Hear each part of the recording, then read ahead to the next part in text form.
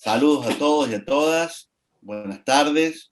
Hoy nos convoca este cuarto evento vinculado al ambiente, a la formación de funcionarios públicos en este tema central, que es la protección del ambiente, el conocimiento del derecho ambiental. Nos acompañan Laura Navarro, que es la defensora del ambiente de Costa Rica.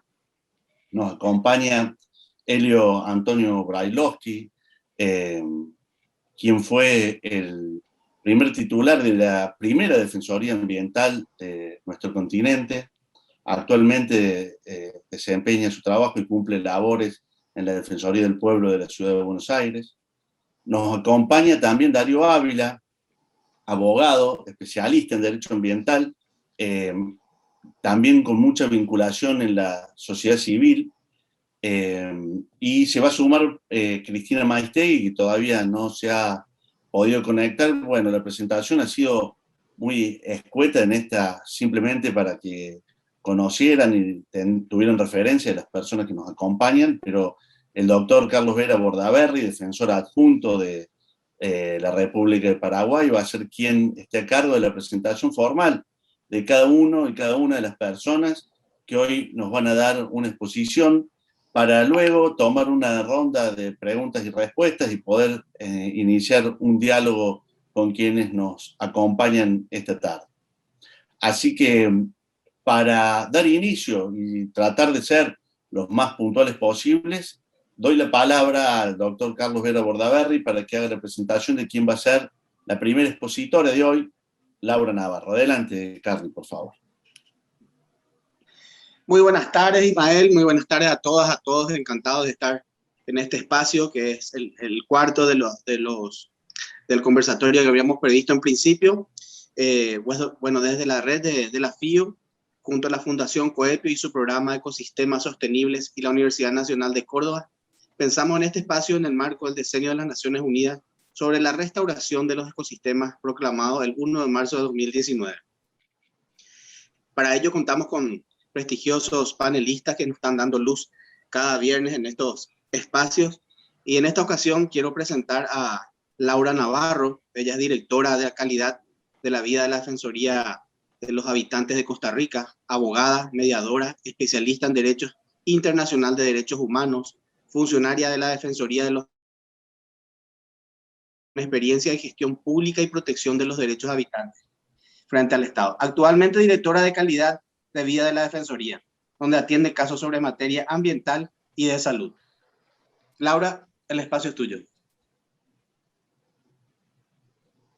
Muchas gracias. Gracias, don Carlos. Gracias a quienes organizan este evento, que nos han invitado y que hemos seguido de cerca desde hace 4 viernes aproximadamente. Ha sido muy provechoso. Un gusto, y gracias a quienes nos acompañan de manera virtual. Queremos compartir parte de las inquietudes, si se quiere, de la Defensoría de los Habitantes desde Costa Rica en materia de la formación en derechos ambientales de los funcionarios públicos y de los agentes del Estado.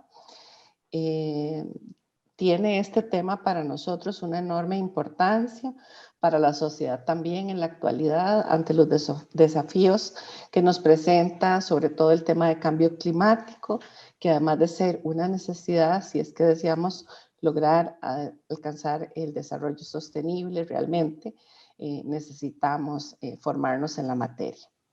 Las personas están cada vez más preocupadas por el impacto de las actividades humanas sobre el ambiente. Así lo demuestra una encuesta denominada El Mundo en 2030, llevada a cabo en 2020 por la Organización de las Naciones Unidas para la Educación, la Ciencia y la Cultura, UNESCO. Esta encuesta encontró que el 67% de los ciudadanos del mundo considera que los desafíos más importantes a los que nos enfrentamos son el cambio climático y la pérdida de biodiversidad, por encima de otros asuntos que también son motivo de preocupación, tales como la violencia y el conflicto, la discriminación y la desigualdad. El cambio climático, la contaminación del aire, el agua y el suelo, el inadecuado manejo de los residuos sólidos y de las aguas residuales, la deforestación, la explotación excesiva de los recursos terrestres y marinos, entre muchos otros factores, no solo afecta la calidad de vida, sino que pone en riesgo la forma de vida y la subsistencia de millones de personas.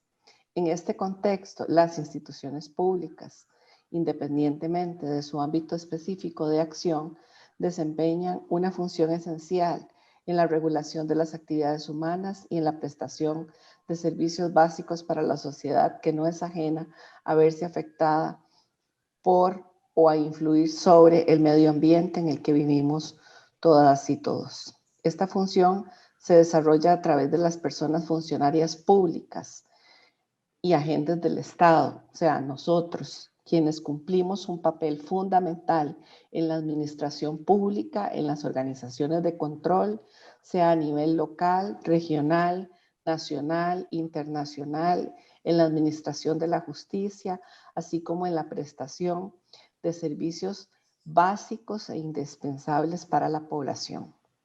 Las decisiones que toman estas personas o que tomamos nosotros en nuestro carácter de funcionarias y funcionarios públicos, agentes del Estado, son acciones que ejecutan, las políticas que implementan, tienen un impacto directo o indirecto sobre el ambiente y la vida de las personas, por lo que es absolutamente necesario que conozcan acerca del contexto y el paradigma ambiental actual, que sean conscientes de que el ambiente no es algo aparte o lejano a su labor, sino que es parte integral de la misma.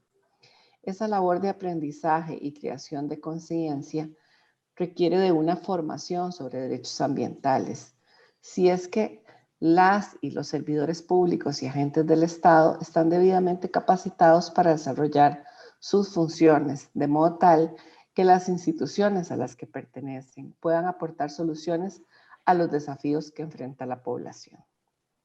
En Costa Rica, el Poder Judicial cuenta con un programa orientado a brindar una formación integral y sistemática a juezas y jueces para que puedan contar con las herramientas básicas que los mantengan informados, actualizados en los diversos temas y conflictos sociales que les corresponde resolver, incluyendo la materia ambiental.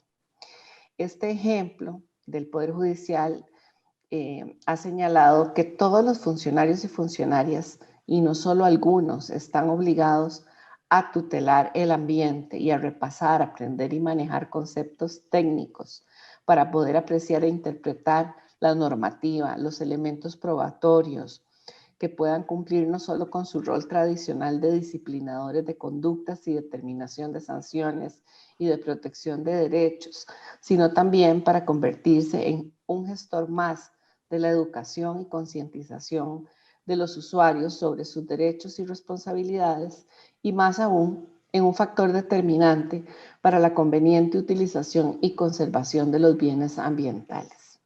Sin embargo, esto requiere un cambio de paradigma, pues históricamente la mayor parte del quehacer de los tribunales se abocaba a resolver los problemas entre particulares, pero el derecho ambiental trata graves problemas globales e intereses difusos, en los que es difícil comprender o cuantificar el impacto que alguna acción o conducta tenga sobre el ambiente y la vida de las personas. El mismo cambio de paradigma es necesario a nivel de toda la administración pública, a nivel de los órganos de control, como las Defensorías del Pueblo, por ejemplo, ya sea a nivel nacional, regional o local, ya que prevalece una visión de lo ambiental que es competencia de las unidades o departamentos ambientales, en lugar de verse integralmente en todo el accionar de la institución. Por ejemplo, en el nivel local hace falta una visión integral que incorpore los aspectos ambientales a toda la labor municipal, desde el ordenamiento territorial hasta la gestión vial y la seguridad ciudadana, en lugar de creer que la única función municipal relacionada con el ambiente es la gestión de residuos sólidos. En nuestra experiencia desde la Defensoría de los Habitantes en Costa Rica, es común que las autoridades municipales sean omisas en cuanto a la planificación territorial y que no tomen en cuenta los factores ambientales a la hora de autorizar desarrollos urbanísticos. comerciales o industriales. Esto genera serios problemas ambientales como contaminación atmosférica por ruido, emisiones y contaminación del recurso hídrico por inadecuada disposición de residuos sólidos o aguas residuales. Esto se repite a su vez en el Poder Ejecutivo, donde funcionarios y funcionarias no están concientizados acerca de los factores que afectan el ambiente y la salud y desempeñan sus funciones con una visión limitada o reducida que no incorpora o toma en cuenta el impacto directo o indirecto de su labor sobre el ambiente y la calidad de vida de las personas. Esto aplica tanto a lo interno como a lo externo, es decir, aplica tanto hacia afuera en relación con los resultados de la labor sustantiva de cada institución y sus competencias, sea cual fuere su competencia, tal como construir infraestructura o hacer un servicio, como hacia adentro en la forma en que esa labor se desarrolla, por ejemplo, programas de compras verdes, manejos de residuos, uso de recursos institucionales.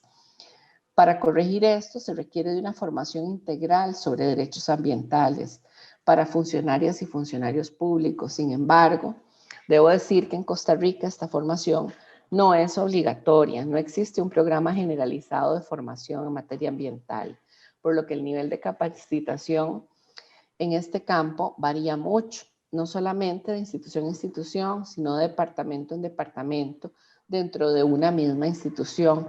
No hay una uniformidad. En ese sentido, nosotros destacamos, ¿verdad?, que sería conveniente poder seguir el ejemplo de Argentina, que según entendemos, existe la ley denominada Yolanda, la número 27.592, que a finales del 2020 estableció que las personas que se desempeñen en la función pública en todos sus niveles y jerarquías en los poderes del Estado, Ejecutivo, Legislativo y Judicial, deben recibir una capacitación obligatoria en materia ambiental, con perspectiva de desarrollo sostenible y cambio climático. Celebramos esto mucho, porque aquí no contamos con esta disposición.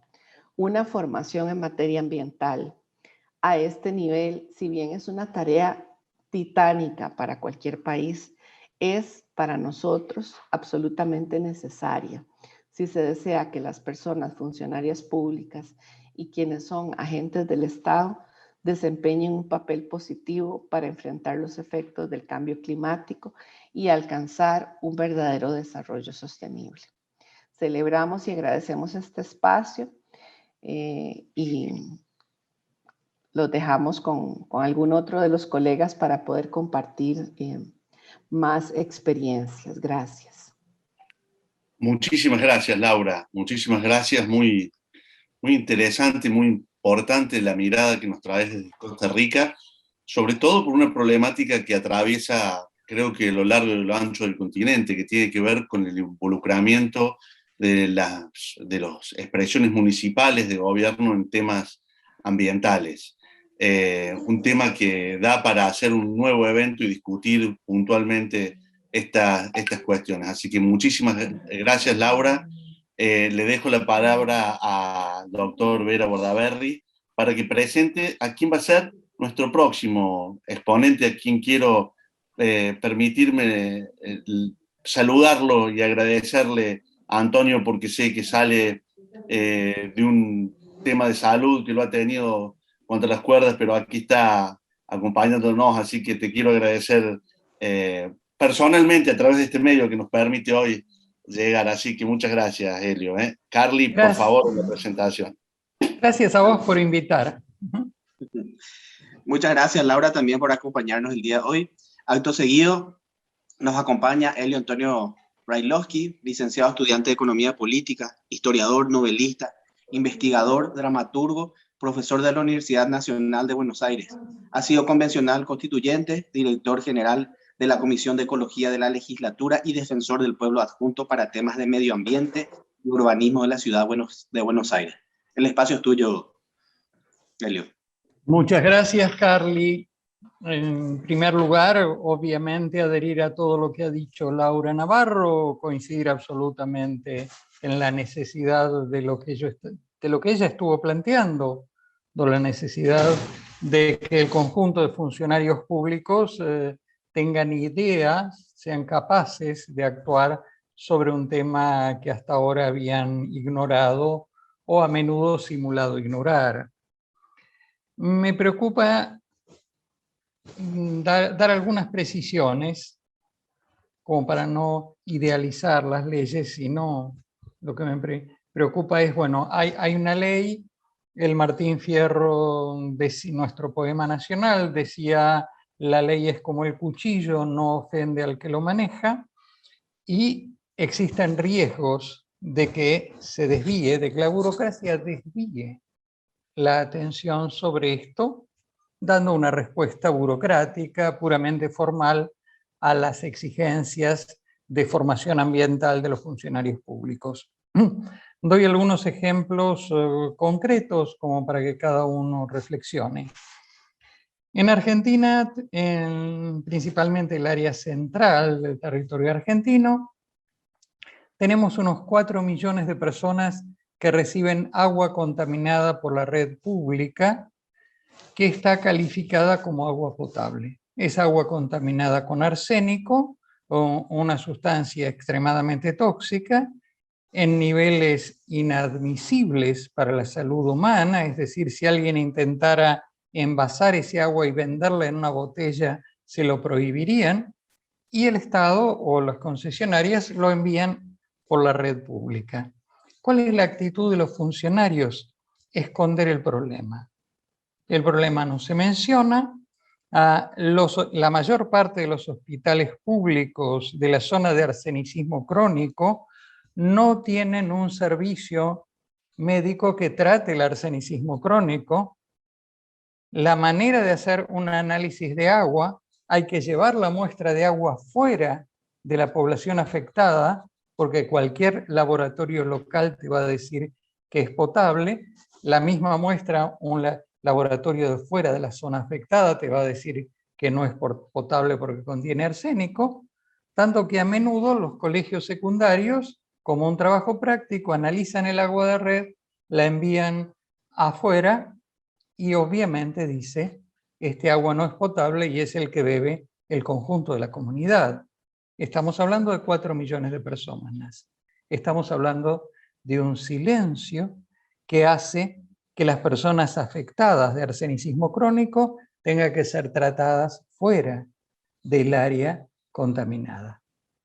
Y esto tiene que ver con razones políticas, y no del sector político A o el sector político B, sino con razones políticas, porque tratar el arsénico es caro, requiere ciertas inversiones que no dan rédito político. Lo que da rédito político es a grandes obras viales por el amor que tienen los ciudadanos al automóvil y la negligencia que tienen con respecto a la salud pública. Entonces, en una circunstancia así y en ese contexto, ¿qué le enseñaríamos a los funcionarios? ¿Cuál sería nuestra prioridad? Y nuestra prioridad no es enseñar generalidades de medio ambiente. Nuestra prioridad es trabajar sobre derechos ambientales. En ese caso, el derecho ambiental, el derecho a beber agua pura, a recibir por la red un agua de calidad que sea confiable, al tratamiento de cualquier problema de salud vinculado con esto y no a su ocultamiento. Damos otro ejemplo. Hay varios millones de personas en Argentina que están siendo afectadas por una de las cuencas hídricas más contaminadas del mundo, la cuenca Matanza-Riachuelo. Hace 13 años, la Corte Suprema de Justicia de la Nación ordenó la limpieza de ese cauce. La calidad del agua es exactamente la misma ahora que cuando se emitió esa sentencia. ¿Sobre qué tema vamos a trabajar con los funcionarios públicos de una de las cuencas más contaminadas del mundo? ¿Vamos a hablar de problemas globales, de cosas que pasan en el mundo? ¿O vamos a hablar del modo en que las personas locales están siendo afectadas en sus derechos ambientales? Sobre estos ejemplos podemos seguir mucho más allá, incluyendo las escuelas fumigadas, donde mientras los niños están en clase, pasa el camión que arroja agrotóxicos sin que los funcionarios de control se den por enterados de que han arrojado agrotóxicos en una escuela que, por supuesto, por la pandemia tiene las ventanas abiertas. Necesitamos entonces que lo primero que se haga, y creo que esto es un rol de las defensorías del pueblo o de los organismos equivalentes, lo primero que se haga es una definición de los derechos ambientales en cada lugar específico. Y una recomendación dicha en tonos duros, no en tonos demasiado educados, porque cuando muere gente uno no puede darse el lujo de ser muy educado, una recomendación en el sentido de cuáles son los derechos ambientales en riesgo, cuáles son los derechos ambientales que pueden estar vulnerados en este lugar concreto y cómo organizamos la formación de los funcionarios públicos que tengan que actuar ante el tema, como para que ellos no sean cómplices de la vulneración de estos derechos ambientales, pero para eso los tienen que conocer. Tienen que tener una formación muy general y si quieren superficial de ambiente, pero tienen que tener muy claros los derechos ambientales locales que podrían estar en riesgo. Y creo que este es el rol nuestro, el rol de los organismos hermanos o colegas que trabajan las defensorías del pueblo. Gracias, Ismael. Estimado Helio, muchísimas gracias. Realmente poniendo en un lugar de muchísima realidad este dispositivo novedoso que tenemos en Argentina, que citó Laura, que seguramente Cristina abordará de una manera acabada, puntualizada, porque aprovechamos, le agradecemos a Cristina que se ha sumado también, pero realmente temas centrales para la eficacia de este nuevo marco normativo. Que los funcionarios locales entiendan, comprendan sobre qué hay que formarse y qué hay que defender. Claramente qué hay que defender, ¿no? Así que, Helio, muchísimas gracias. Le dejo la palabra a Carly, que va a presentar a Darío Ávila, así que aprovecho también para saludarlo a Darío y agradecerle su presencia y acompañamiento en todo este ciclo. Adelante, Carly, por favor. Muchas gracias, Helio, por compartir con nosotros toda esa información. Ahora tenemos a Darío Ávila, que él nos estuvo acompañando ya en toda esta seguidilla, en todos estos conversatorios, todos los viernes, así que te agradecemos por ese aporte, por ese acompañamiento. Darío Ávila es abogado especializado en conflictos socioambientales y de cuestiones sustentables. Darío, el espacio es tuyo. Muy bien. Muchas gracias. Gracias, Carly. Ahí traje para compartir un PowerPoint. Vamos a ver si podemos ponerlo ahí a disposición. Bueno, fíjate si lo puedes compartir, Darío. A ver, aceptar. No me aparece a mí. No sé ¿Ahora? si... Ahí está. Perfecto. Si no, cualquier cosa yo lo bajé y te puedo... Ahí está, muy bien. ¿Ahí se ve? Ahora sí. Sí. Ahí está, muy bien. Muchas gracias a las entidades organizadoras. Para mí, como lo he dicho en otra oportunidad, es un verdadero placer poder participar de este espacio. Gracias a la Federación Iberoamericana, a la Red FIO, a la Fundación Coepio y a la Universidad Nacional de Córdoba por tan generosa invitación.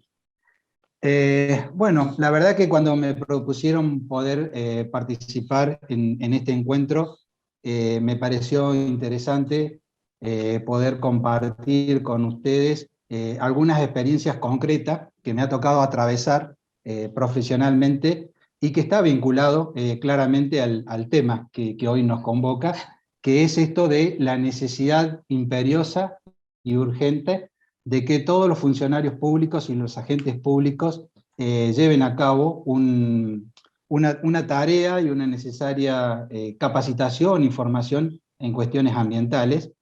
Nosotros hemos visto que últimamente el conflicto ambiental ha llegado a un grado de litigación o de judicialización muy importante, y esto lamentablemente tiene que ver en virtud del fracaso que han tenido los reclamos de los vecinos o los ciudadanos que de alguna forma pueden verse afectados precisamente por alguna obra, alguna actividad que claramente conlleva un riesgo para el ambiente.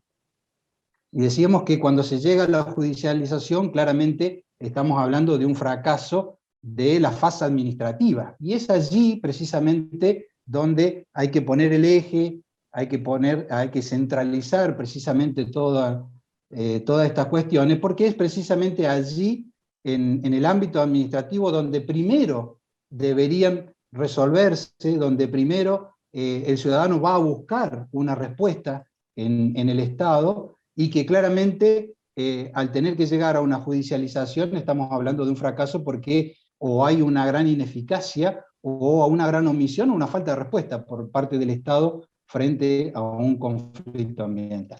Yo traigo tres casos concretamente que dan la pauta y nos muestra la crudeza de la gran falta de capacitación precisamente de funcionarios. Y los tres casos, uno ya van a ver, ocurre esto tanto en el ámbito nacional como en el ámbito provincial y en el ámbito municipal. Lamentablemente, en los tres ámbitos es perfectamente aplicable la regla en cuanto a la falta de capacitación de los funcionarios públicos.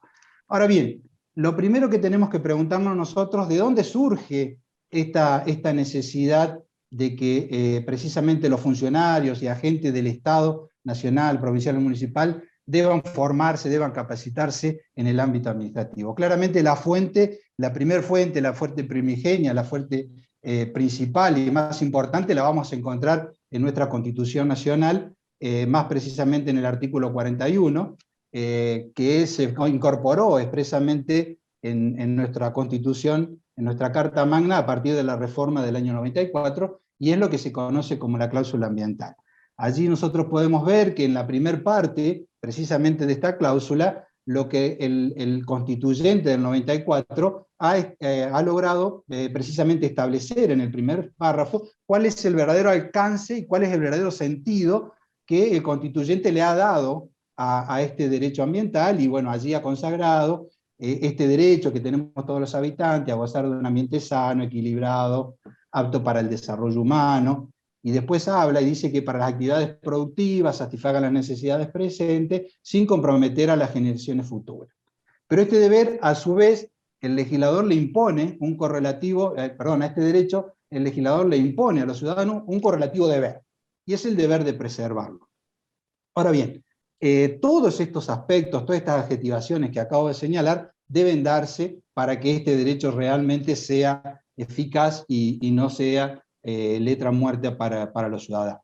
Ahora bien, en la segunda parte, y aquí viene la cuestión que interesa sobre lo que estamos planteando hoy, es la que se refiere a las autoridades. Así ustedes pueden apreciar en el segundo párrafo, la Constitución habla en conceptos muy genéricos, dice: las autoridades proveerán a la protección de este derecho, a la utilización racional de los recursos naturales, a la preservación del patrimonio natural y cultural, y a la diversidad biológica. Allí vemos que el legislador ha consagrado una norma amplia, generosa, y simplemente dice autoridades. Por lo tanto, los mayores doctrinarios, incluso los fallos de la Corte Suprema y tribunales inferiores, han entendido que cuando el constituyente habla de autoridades en términos generales, y no hace distinción de ningún tipo de naturaleza, se entiende que en este concepto están comprendidos todos los estamentos del Estado, es decir, el Estado nacional, los estados provinciales y los municipios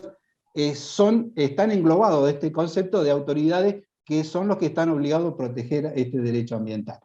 Y a su vez, además de estos distintos órdenes, los distintos poderes constituidos del Estado, es decir, el poder legislativo, el poder ejecutivo y el poder judicial. Todos esos están obligados a proveer. Proveer significa precisamente dar respuesta real y efectiva frente a la violación de este derecho en los casos concretos.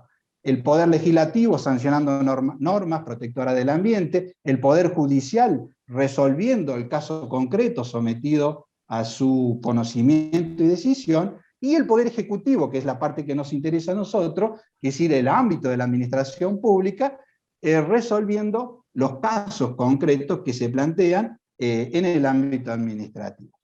Después de la Constitución, en el año 2012 sanciona a nuestro país la Ley General del Ambiente 25675, que de alguna forma viene a reglamentar ese artículo 41, y en apoyo a lo que yo recién le acabo de señalar en el segundo párrafo del 41, en el artículo 5, concretamente dice la Ley General del Ambiente que tiene esta característica, que es una ley de presupuesto mínimo, es de orden público, es decir, sus cláusulas, sus disposiciones son obligatorias, se aplican sí o sí en todos los casos, es de orden nacional, es decir, que claramente rige en todo el territorio y que es indisponible para las partes. Ese artículo 5 dice, vuelve a reforzar aquella idea, dice los distintos niveles de gobierno, es decir, aquí nuevamente vuelve a decir la ley general que por lo tanto el gobierno nacional, el gobierno provincial y el gobierno municipal son los que están obligados a integrar en todas sus decisiones y en sus actividades previsiones de carácter ambiental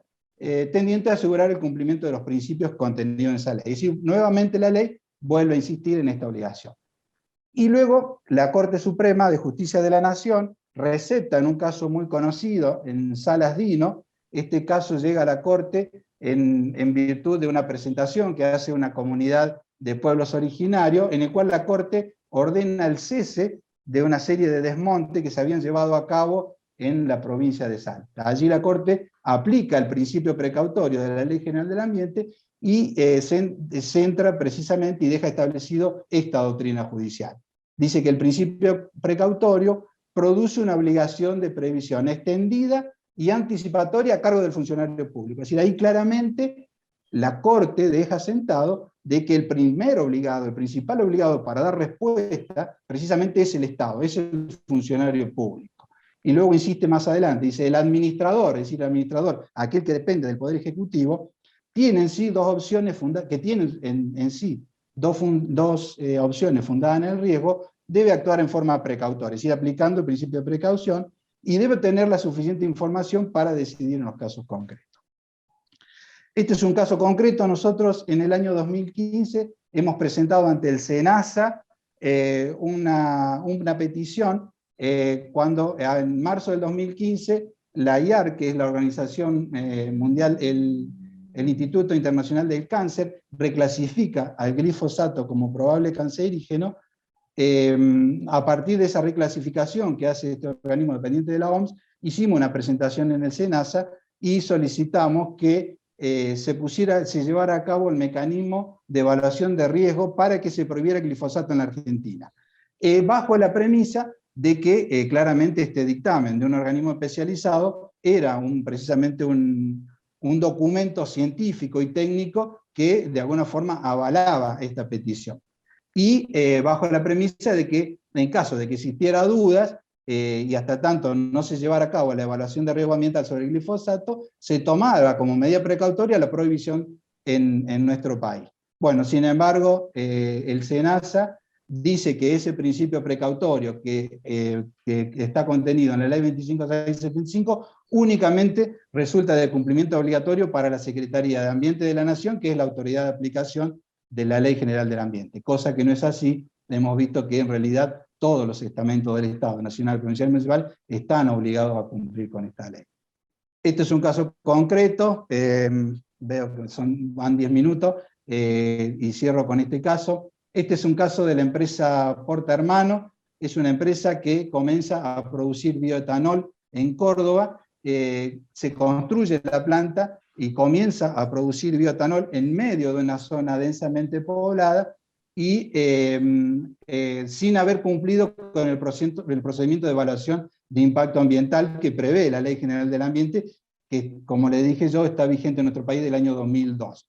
Esta evaluación pide, entre otras cosas, este procedimiento, la presentación de estudio de impacto ambiental y audiencia pública. La empresa Porta se construyó la planta de bioetanol, empezó a operar y no cumplió con este procedimiento de evaluación de impacto ambiental. Cuando nosotros en medio del juicio pedimos al juez que pidiera información a la provincia y al municipio para que nos dijera si la empresa en algún momento para empezar a funcionar había presentado estudio de impacto y había convocado a los vecinos a las audiencias públicas, como prevé la ley, la respuesta de la provincia fue esta. Por un lado, dijeron que no era exigible el estudio de impacto ambiental a la empresa Porta, porque la empresa comienza a funcionar en el año 2012, en cambio la ley provincial de ambiente en nuestra provincia, la 10.208, comienza a regir en el año 2014, por lo tanto, al ser una ley posterior a la actividad, no le era exigible el estudio de impacto ambiental. Es decir, aquí la provincia desconoce la vigencia de la Ley General del Ambiente, que es la que exige precisamente este requisito, y que se aplica en todo el país y que está vigente del año 2002. Lo mismo ocurrió lamentablemente con la municipalidad. La municipalidad volvió a decir lo mismo. Allí está el informe firmado por la Dirección de Evaluación de Impacto Ambiental, en el cual dice que como la ley 10.208 precisamente entró en vigencia en 2014 y la empresa empezó a funcionar en 2012, no le era exigible el estudio de impacto ambiental. Es decir, tanto provincia como un municipio, en este caso, la respuesta que dan lo hacen basado en la ley provincial, desconociendo la Ley General del Ambiente. Bueno, llego hasta aquí, me quedó pendiente un caso más. En todo caso, después, si hay interés para ello, podemos hablar al final de la charla. Muchas gracias. Muchísimas gracias, Darío. También mostrándonos la necesidad muy concreta de que funcionarios y funcionarias de los 3 niveles del Estado puedan formarse, pero también, ¿no es cierto?, nos llama la reflexión esto que ya nos advertía Helio en su exposición, ¿no? La respuesta burocrática, muchas veces no inocente, desde los distintos niveles del Estado para terminar en estas convalidaciones. También lo hacía Laura al hacer referencia a las cuestiones vinculadas a ciertas prebendas de las que gozan, en este caso citaba las empresas mineras de extracción en Costa Rica, que bueno, que realmente son temas para atender y problematizar. Quiero saludar a muchas personas que nos acompañan desde Honduras, desde Paraguay, desde Bolivia, desde México, que les están mandando saludos a todos y a todos los panelistas, con mucha interacción, muchas preguntas, y nos llega un saludo muy especial para la panelista que va a tomar la palabra ahora. Vicky Frías te saluda, Cristina, desde Jujuy. Así que... Qué linda, Vicky. Así que una amiga en común que tenemos con Cristina, así que ahora, Carly, si le pido a Darío, si por favor puede dejar de compartir pantalla. La tecnología a veces nos supera. Ahora sí. Gracias, Darío, muy amable, muchas gracias. Bueno, como les decía, es el momento de la exposición de Cristina, así que le voy a dejar la palabra a Carly para que haga la presentación de la próxima panelista. Muchas gracias. Excelente, Darío, muchas gracias por acompañarnos. Seguidamente vamos a escuchar a Cristina Maistegui, abogada, magíster en Desarrollo Sustentable, asesora en Derecho Ambiental en el Senado de la Nación y ex titular de Ambiente del Defensor del Pueblo de la Nación Argentina. Te escuchamos, Cristina.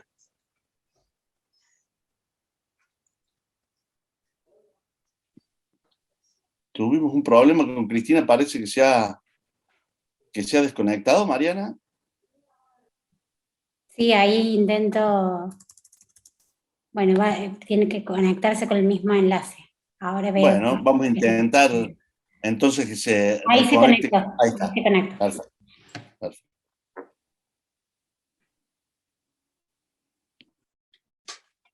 He vuelto. Perfecto, Cristina, muchas gracias. Escuché que empezaban con la presentación y por suerte, como tengo algunos problemas operativos, tenía plan A y plan B. No tengo plan C, así que espero que este funcione.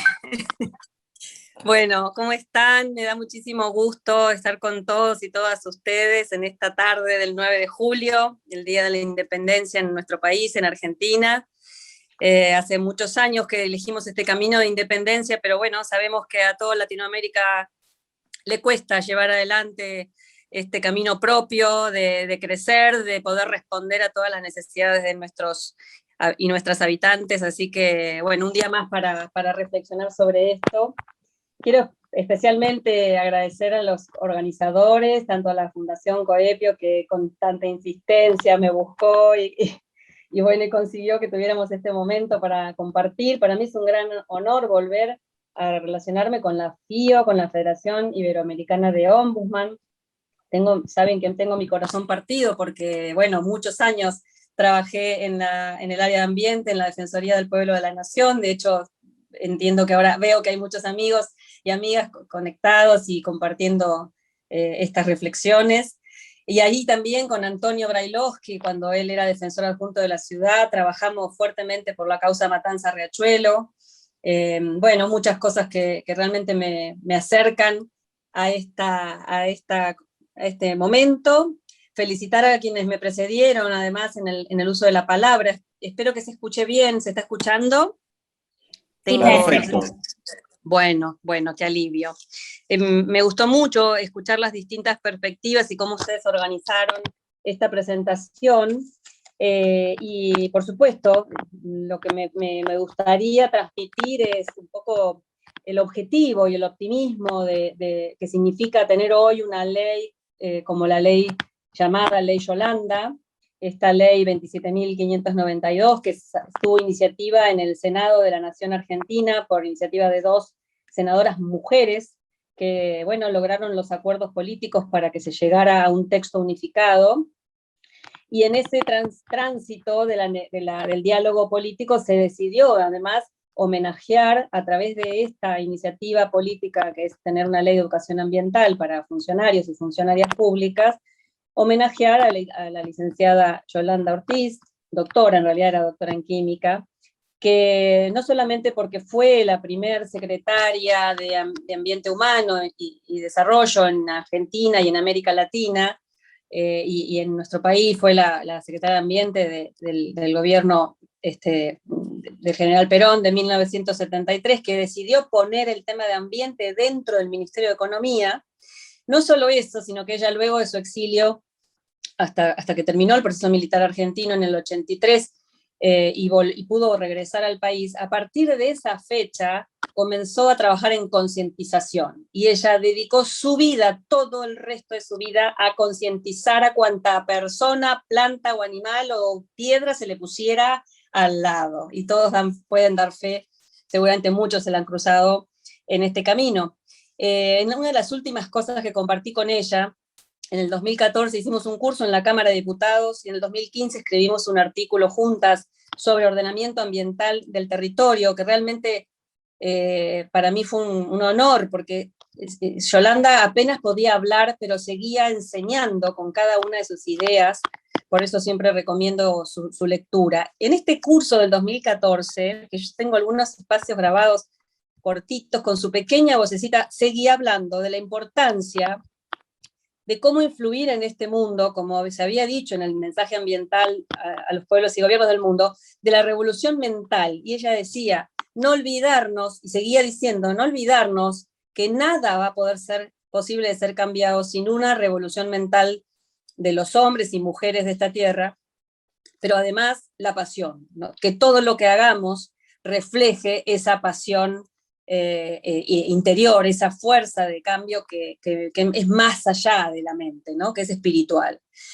Por eso creo que hay que entender que, por supuesto, una ley es solamente un instrumento de la política, ¿no? Las leyes, la realidad no se cambia con leyes, pero si no tenemos leyes, como también se ha dicho en el siglo pasado, en la política argentina, si no consagramos los derechos por ley, entonces estamos haciendo que por omisión se beneficie justamente a los fuertes, a aquellos que no quieren y que necesitan justamente que no haya normas y que no haya principios establecidos para poder seguir con el statu quo. O sea, si queremos cambiar, necesitamos herramientas y la norma es una herramienta fuerte. El derecho ambiental argentino está preparado para receptar, para respetar y para llevar adelante los derechos ambientales de nuestra población.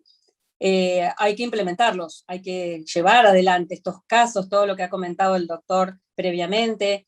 Hay que explicarle muchas veces a los jueces que la Ley General del Ambiente está por encima de las leyes provinciales, que hay una supremacía de la norma nacional y que no pueden escudarse en el desconocimiento, porque en ese caso hay incumplimiento de deberes. Pero bueno, ustedes me pidieron que hablara de la Ley Yolanda, voy a tratar de sintéticamente contar en pocos minutos que esta ley tiene el objetivo principalmente de formar. Está dentro del campo del sector público, es decir, que es un compromiso que asumen las autoridades públicas frente al propio sector público, ¿no? A los funcionarias de todos los niveles de gobierno tengan la máxima responsabilidad o tengan la más chiquitita responsabilidad, todos hacemos al rol del Estado en nuestros países, y además está clarito que va dirigido a los 3 niveles, a los 3 poderes del Estado. Saben que nuestras repúblicas tienen una división de poderes, el poder se reparte entre 3, bueno, poder ejecutivo, legislativo y judicial, los 3 poderes tienen obligación de llevar adelante esta capacitación.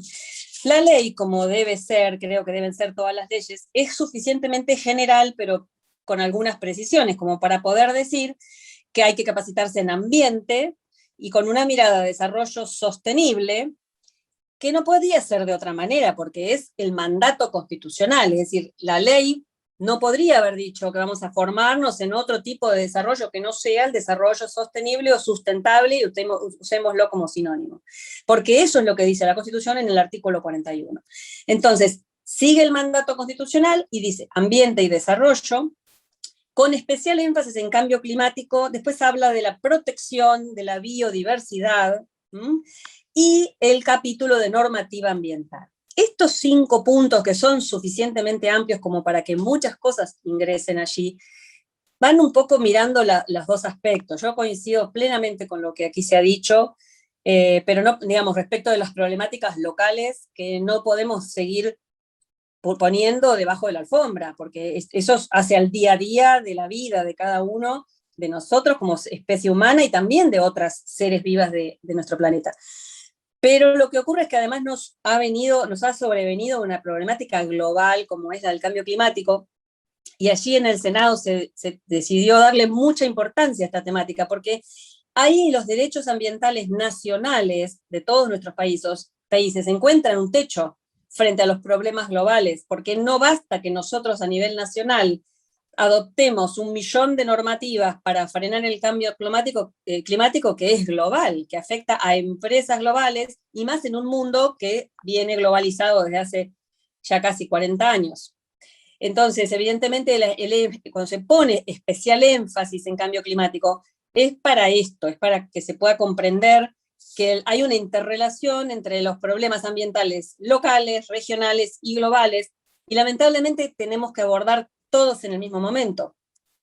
Tenemos una organización internacional que está tensa, está a límites muy extremos a nivel de contaminación en el sistema natural, en el sistema ecológico. Lo están marcando los científicos del panel de cambio climático mundial, que se llama IPCC, lo marcan todos los grupos de trabajo de las universidades.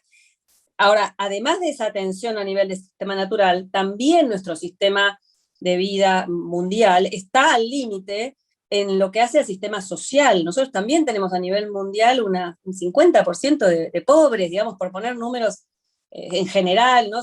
Para no entrar a discutir cifras. Entonces, evidentemente, este sistema en el cual estamos insertos lleva a todo nuestro planeta y a todos los seres vivos a límites extremos. Entonces, evidentemente, es importante tener esto en cuenta cuando pensamos en cómo enfrentarlo. La dinámica ambiental es muy cambiante. Cuando aprendimos un problema surgieron 10 nuevos, porque justamente la dinámica económica, como bien enseñó Antonio Brailovsky en toda su bibliografía, pero específicamente en una que les recomiendo, no se puede dejar de leer, Memoria Verde una vez por año, es un libro fantástico.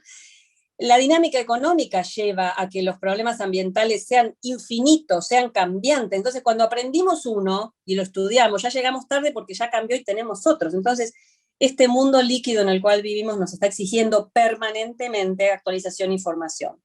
Por eso digo, no vamos a mejorar todo, pero vamos a poder hacer algo. Sí, del lado del Estado tenemos sentadas personas como estamos haciendo hoy aquí nosotros, que nos estamos formando, estamos estudiando, estamos aprendiendo, para algunos en un sentido, otros en otro, no se puede saber de todo, y por eso la capacitación que plantea la ley Yolanda es una capacitación tanto para funcionarios y funcionarias en general, de todos los niveles, y un apartado especial, aparte, para las máximas autoridades, que se sabe que son aquellas que tienen menor disponibilidad a veces de tiempo, y necesitan a veces ir más al grano sobre esto.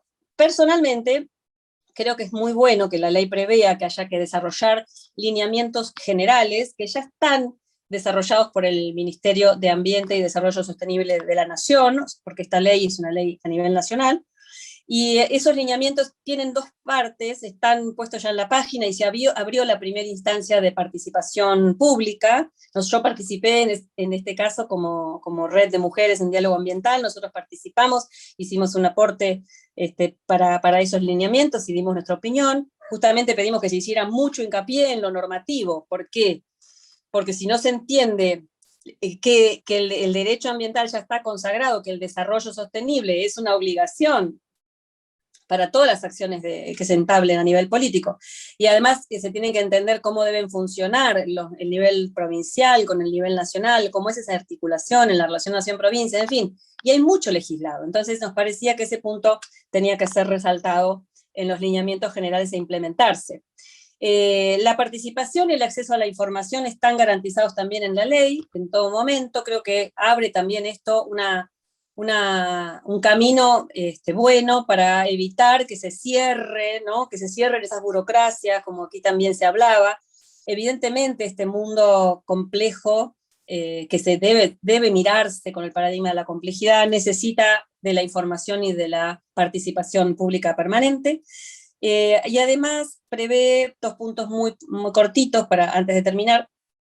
El incumplimiento, porque bueno, por supuesto, algún funcionario, alguna persona, algún empleado podría preferir no formarse sin perjuicio de ello. Está previsto que el incumplimiento en la norma debe hacerse notar, se prevé una intimación, se prevé una sanción de tipo disciplinaria, esperemos que no haya que utilizarlas.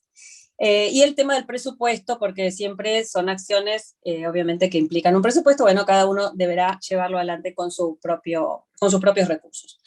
Un temita de la ley es que no es una ley de presupuestos mínimos, como la Ley General del Ambiente, por ejemplo, por lo tanto no rige automáticamente en todas las jurisdicciones provinciales o en la ciudad autónoma. Una lástima que no pudo preverse esta cuestión, porque obviamente sería mucho más fácil y más rápida la implementación si la ley sale como Ley Nacional de Presupuestos Mínimos. Sin embargo, esto creo que nadie va a poder decir que sea una ley de presupuestos mínimos, porque específicamente hay un artículo que invita a las provincias y a la ciudad a sancionar normas del mismo tipo. Distinto es cuando la ley no dice nada, como la Ley de Educación Ambiental Integral, que ahí sí creo que se puede llegar a interpretar que es una ley de presupuestos mínimos, porque en realidad es una ley que tiene vigencia para todo el territorio nacional. Una palabra final para hablar de los derechos ambientales y cómo relacionarlo, ¿no? con esto de la ley.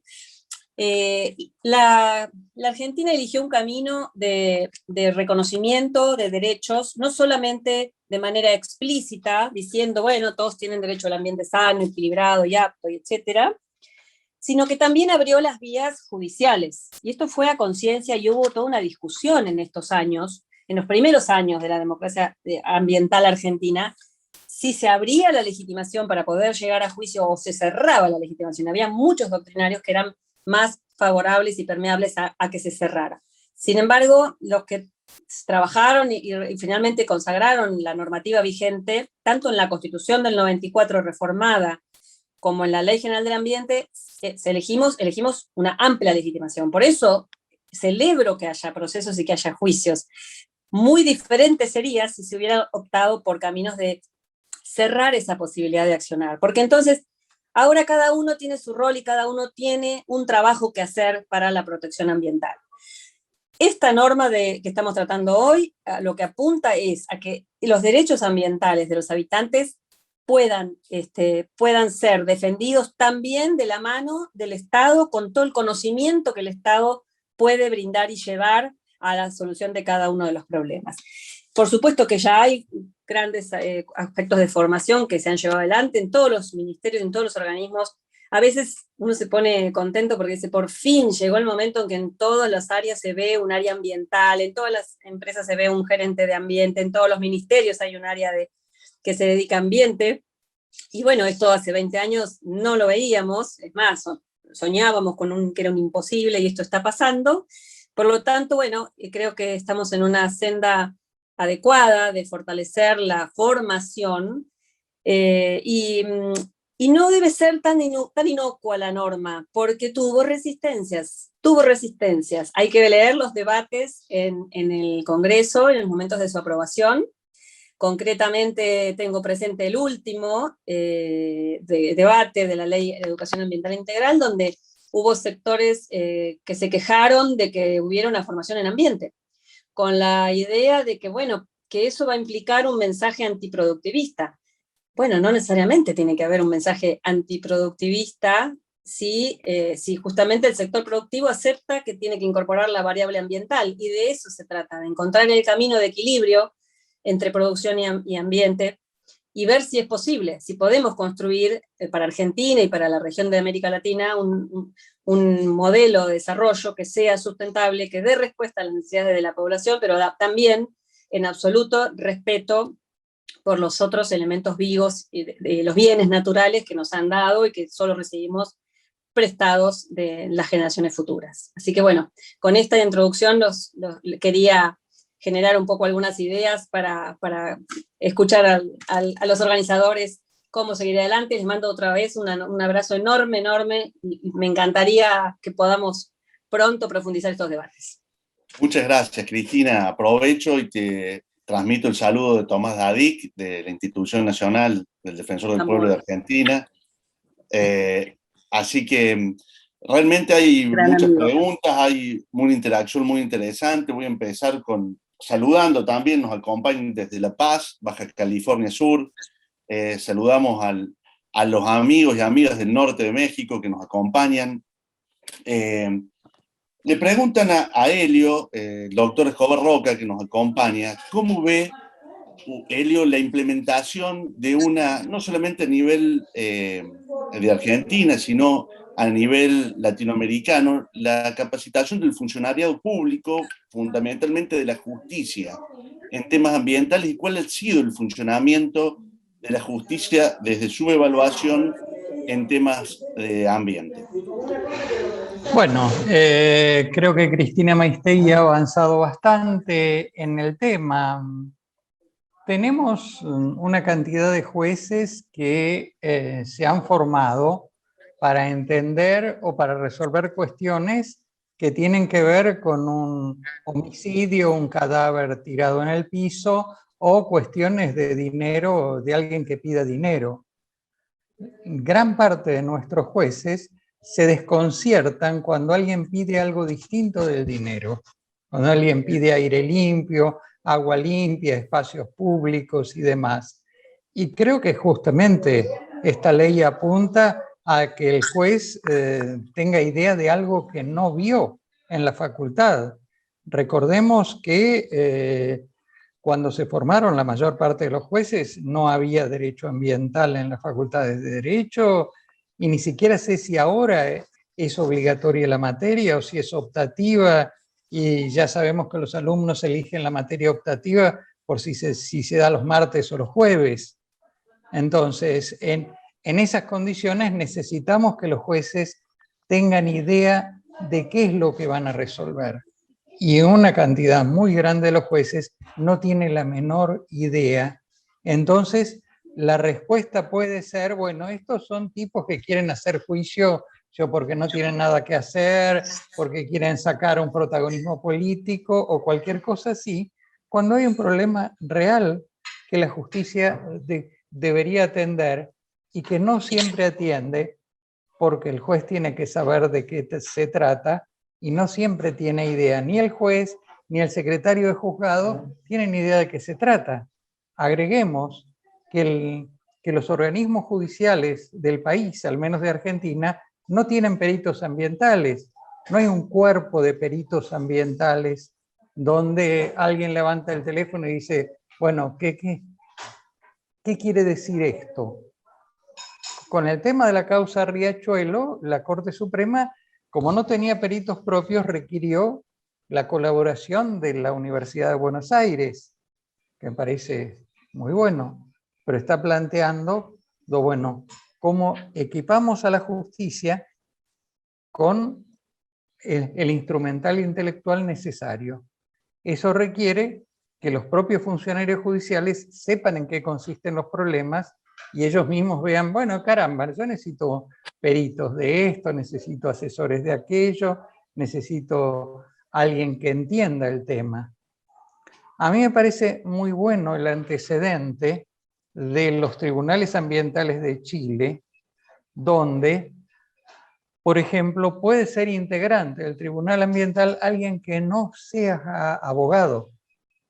No tienen por qué ser todos abogados para dar un dictamen válido sobre el tema ambiental. Habrá unos cuantos abogados y habrá un químico, un ingeniero, un agrónomo, un biólogo. Esto es otra de las cuestiones que habría que empezar a discutir. Argentina no tiene tribunales ambientales y debería tenerlos.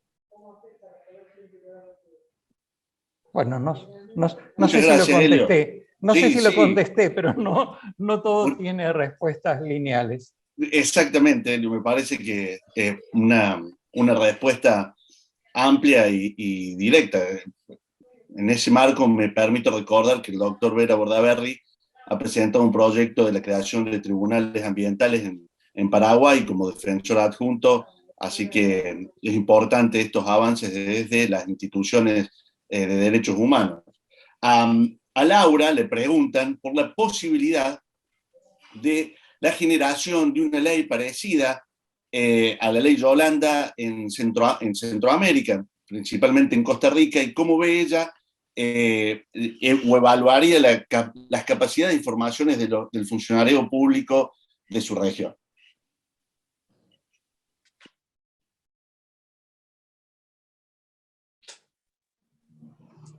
Bueno, sería un fantástico, ¿verdad? Que pudiéramos hacer algo así en la región. Nosotros, desde Costa Rica, pues veo difícil que tengamos incidencia a nivel, digamos, de Centroamérica. Sí creo que aquí en el país estamos haciendo grandes esfuerzos por llegar a algo así. Como les contaba, el Poder Judicial ha avanzado en materia de capacitación un poco integral en el tema ambiental y en el tema indígena, pero nosotros desde la Defensoría ahora hemos hecho un cambio de organización y lo que denominábamos área de promoción y divulgación de derechos, que era el área que tenía, digamos, a su cargo la atención de solicitudes de capacitación externas y también la promoción de los derechos y la protección de los derechos de los habitantes desde la Defensoría se ha, digamos, se ha reorganizado para cambiarle el nombre y un poco la visión y constituirse en un instituto de derechos humanos que se aboque a capacitar a partir de toda la estructura del marco convencional del derecho internacional de derechos humanos, un poco, si se puede usar este término, reconciliando intereses con el marco constitucional y el marco de protección de derechos nacional, ¿verdad? Entonces, estamos trabajando fuertemente desde ese instituto en el abordaje de capacitaciones hacia sociedad civil y hacia funcionarios públicos en diferentes materias. El tema ambiental es una tarea a abordar y esperamos en un futuro bastante cercano empezar a trabajar en eso. La parte, digamos, del abordaje de la ley, hay que partir también a veces de principios de realidad, ¿verdad? En un año que es año electoral, es incierto, digamos, el resultado que pueda lograrse de una incidencia en ese sentido, pero por eso les cuento un poco lo que estamos haciendo acá desde la Defensoría de los Habitantes a nivel interno nosotros y hacia afuera, y aprovechando, digamos, también la coyuntura de pandemia y el avance hacia el uso de las herramientas digitales y de la virtualidad que nos permite llegar hacia muchas más personas sin necesidad de desplazarnos. Entonces, estamos echando mano de todos estos Facebook Live y todas estas redes sociales para ver si podemos fortalecer un poco esa parte. Pero vamos a tomar nota para darnos a la tarea de estudiar la posibilidad de hacer ese trabajo y de repente que se nos pegue un poco la influencia de Cristina en ese tema, ¿verdad? Acercarnos más a ella para que nos ayude y nos cuente un poco más de cerca su experiencia. Muchas gracias. Muchas gracias, Laura. Ahí también nos preguntan desde el panel, hay dos preguntas, un poco cómo Laura, desde su perspectiva como funcionaria del Estado, y Darío se imaginan o piensan en la implementación concreta y real de esta ley, apuntando las menciones de Helio, ¿no es cierto?, de anclaje real sobre la formación. Y Tomás Dadik nos dice que le gustaría escuchar una reflexión de los panelistas sobre la trascendencia de los principios rectores de Naciones Unidas, que se basan en 3 pilares: deber del Estado de proteger los derechos humanos, responsabilidad corporativa de respetar los derechos humanos, acceso a recursos para víctimas de violaciones de derechos humanos. ¿Serán suficientes? ¿Lograremos cambiar algo? Se pregunta Tomás y nos pregunta a nosotros nosotras y a ustedes. Le dejo a Cristina y a Darío para que un poco nos cuenten sobre cómo ven la implementación, y luego una reflexión en torno a la pregunta que nos hacía Tomás, se las puedo repetir. Adelante, Cristina o Darío, quien quiera tomar la palabra. Bueno, una breve reflexión que quería agregar a todo lo que están explicando mis compañeros del panel, con los que comparto plenamente. Creo que las Defensorías del Pueblo tenemos una gran posibilidad. Bueno, ven mi corazón partido tenemos, digo, ¿no?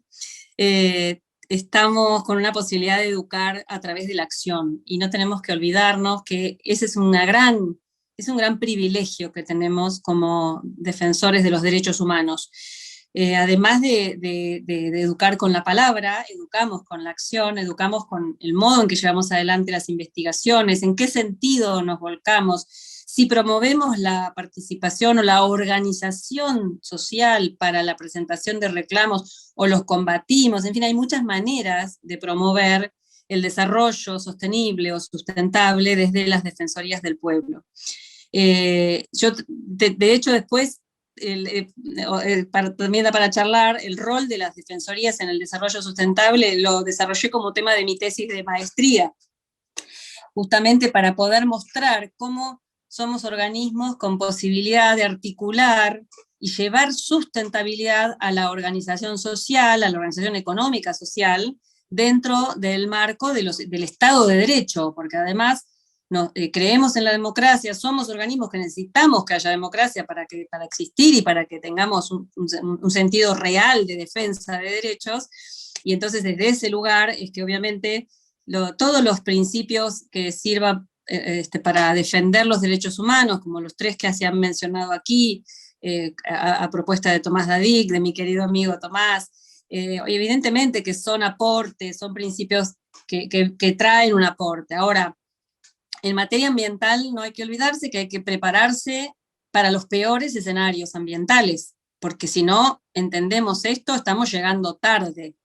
Es decir, los peores escenarios significan que ya cambió el clima, significa que, por ejemplo, hoy ya provincias como Jujuy han subido 2 grados de promedio de temperatura anual, con lo cual ya sufren emergencia hídrica. Es decir, esto está pasando en muchos lugares del mundo, las tormentas, los gastos excesivos en materia justamente de emergencias y de desastres que se han subido enormemente. En fin, las consecuencias negativas del cambio climático ya llegaron, ya son devastadoras y todavía no vimos nada. Entonces, la urgencia de la formación también hay que orientarla a los peores escenarios. Y en este sentido, creo que no hay que ser ingenuos, por eso también la ley dice especial énfasis en cambio climático, ¿no? No queremos hablar de los pajaritos, ni queremos que nadie nos venga a decir la importancia solamente de un recurso, ¿no? Eso también me parecía importante resaltarlo. Y bueno, quiero escucharlo también a Darío en su opinión. Sí, la verdad que muy interesante la pregunta. ¿Cómo hacemos efectivo, cómo hacemos posible la implementación de estas normas realmente? Yo creo que Argentina tiene normas realmente fantásticas, que si cumpliéramos apenas el 10% de las normas que tenemos en materia ambiental, muchos de los conflictos que hoy estamos debatiendo hubiesen sido resueltos en otro ámbito o en esta instancia, o se hubiese actuado al menos preventivo, precautoriamente, que es el eje central del derecho ambiental. Tan es así que muchos autores muy prestigiosos, hablan en materia ambiental de que lo que existe es un raquitismo de eficiencia, es decir, un problema de aplicación efectiva y real de las normativas. Es decir, las normas están, el problema es que quienes tienen que aplicarlas, en el caso concreto, no lo están haciendo concretamente. Y en este sentido, que a modo de cierre, traigo a colación otro gran logro, que ya no es Argentina, sino que nos excede totalmente, y ya hemos llegado a un ámbito regional, que es la aprobación del Acuerdo de Escazú. Bueno, Escazú viene a incorporar dentro de la región de Latinoamérica y el Caribe, precisamente, a modo de presupuestos mínimos o de derechos básicos para toda la región, el triple acceso que se conoce, como el acceso a la información, el derecho a la participación ciudadana en el proceso de toma de decisiones y el acceso a la justicia. Esos 3 pilares fundamentales en torno a la Escazú, pero en el artículo 1 expresamente Escazú reconoce que lo que viene a hacer es garantizar la implementación efectiva, o sea que no es que está declarando nuevos derechos, sino que está diciendo, señores, en gran parte de la región existe normativa, existen los derechos, y en realidad lo que está fracasando es la efectiva implementación. Yo creo que en definitiva la experiencia que nos viene mostrando a nosotros a lo largo a partir de la incorporación del 94 de la cláusula ambiental, es que la real y verdadera vigencia de las leyes se logran con una sociedad organizada, con una sociedad dispuesta a asumirse como ciudadanos protectores y defensores del ambiente, que comienza a informarse, que comienza a organizarse y a partir de allí a actuar efectivamente y a exigir al Estado respuesta frente a estos conflictos. Así que sigo siendo un absoluto devoto de la militancia ambiental en este sentido, que es, a mi criterio, la única que garantiza la real vigencia de las normas. Sí, por ahí sí puedo hacer un comentario, si hay un minutito más. Sí, por favor, Cristina, adelante. Bueno, excelente, Darío, con tu mención del Acuerdo de Escazú, que evidentemente viene a cumplir ahí un rol en todo el continente en defensa de los derechos ambientales. Y aunque no sé si se va a entender, pero bueno, quiero decir con esperanza que lo que hay que entender es que nosotros vamos en contra de la corriente, es decir, la economía va en contra de todo lo que nosotros queremos, deseamos, pensamos y peleamos, porque los operadores económicos en general buscan el lucro inmediato y no el beneficio de la población para la cual se producen los bienes y servicios. Entonces, no perdamos de vista esto, vamos nadando contra la corriente, tenemos la razón, porque evidentemente estamos planteando la dignidad y la defensa de la vida en todos los niveles, en el planeta, pero bueno, entonces los instrumentos son un camino para llegar a cumplir los objetivos. Así que todo tiene que servir, y si entendemos, si la formación la profundizamos, pensemos que el saber ambiental es un saber nuevo también, no llevamos ni 30 años, todavía no nos ponemos de acuerdo si sustentable o sostenible. El otro día me lo preguntaron y dije, basta, usémoslo como sinónimo, porque es que, ¿para qué necesitamos 5 tratados para diferenciar si es sostenible o sustentable, para que cada uno se luzca en su terminología? No, vayamos a lo sustancial, necesitamos, como digo, que tengamos todos el derecho garantizado a la vida y el derecho al ambiente. Cuando hablamos de ambiente hablamos de naturaleza y de especie humana. Pensemos que hay instituciones como la propia iglesia, las iglesias, en la última encíclica, la anteúltima encíclica, la Laudato Si, han revisado su histórica postura frente al rol del hombre en el planeta. O sea, históricamente eran posiciones antropocentristas y las han revisado y hoy reconocen la mirada integral, lo que llaman en la encíclica Laudato Si la ecología integral, es decir, que estamos en un contexto donde se puede avanzar. Y para terminar, en los sectores, digamos, económicos que no entiendan, van a estar quedando fuera del mercado, porque hoy hay una fuerte opción de muchos, la mayoría de los habitantes, que pueden tener tiempo a veces para educarse, para formar y para elegir, que no cualquiera, no todos los sectores sociales tienen esta posibilidad, porque muchos tienen que simplemente salvar el día a día.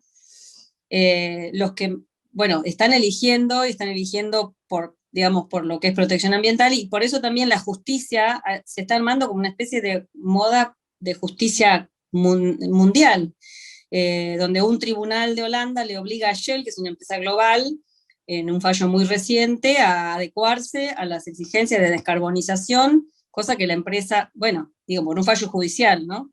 Entonces, estamos en un escenario donde están pasando muchas cosas.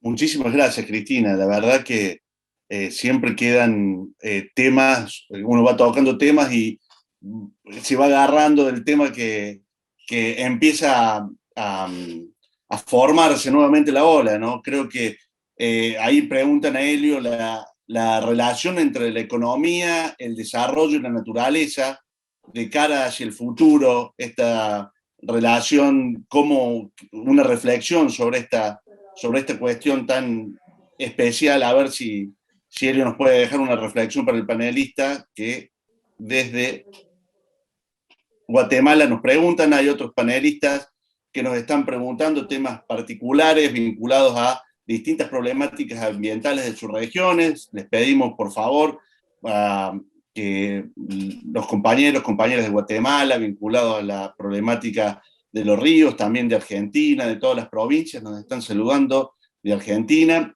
se comuniquen. Vamos a pasar un poco estas dudas y reclamos por vía correo electrónico, pero bueno, un poco con esta reflexión de Helio vamos a ir dando por terminada para cumplir con los tiempos que también nos corren.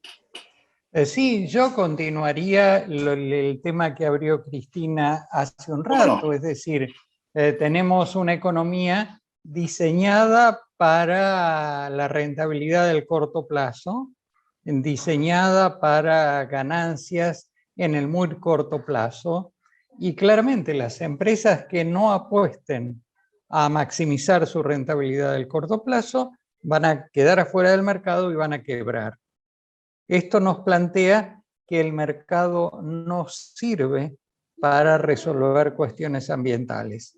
Simplemente el mercado nos lleva al desastre, al mismo desastre que hace que sea negocio seguir haciendo fracking, que sea negocio seguir explorando y sacando petróleo del océano, que sea negocio no revisar la calidad ambiental o sanitaria de los plaguicidas.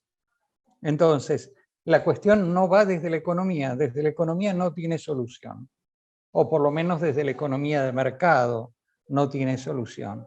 Lo que se necesita es un rol del Estado mucho más activo mucho más regulador de lo que ha pasado en las últimas décadas y tal vez mucho más regulador de lo que fue siempre.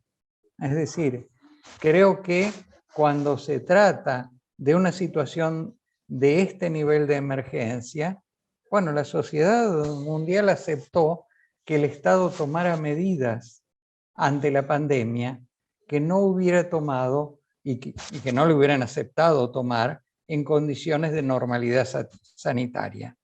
Bueno, la emergencia climática es mucho más grave que la pandemia del COVID-19 y requiere de estados que tomen medidas mucho más enérgicas, mucho más reguladoras, mucho más drásticas.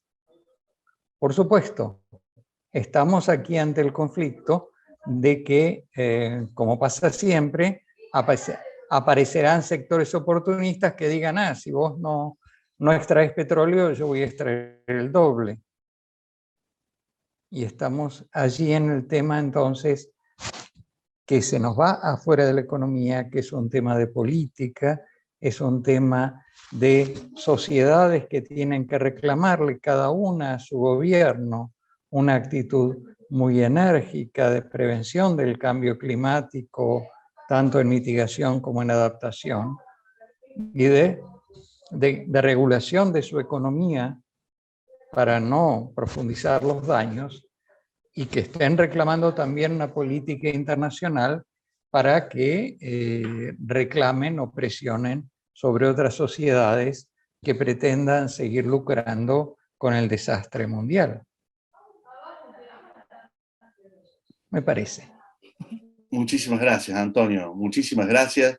Aprovecho para darles gracias a la Federación Iberoamericana del Ombudsman, a la red de FIOambiente con su coordinador, el doctor Vera Bordaberry, a Mariana por Fundación Coepio, Marisol, y a todas y todos los panelistas que hoy nos acompañaron, a Cristina, a Laura, a Helio, a Darío, y dejo a Carly las palabras finales para dar cierre a este evento de la tarde de hoy, que hemos terminado puntualmente. Muchísimas gracias a todos, a todas, a todos aquellos y a todas aquellas que nos han acompañado desde diversas y distintas partes del mundo. Muchísimas gracias.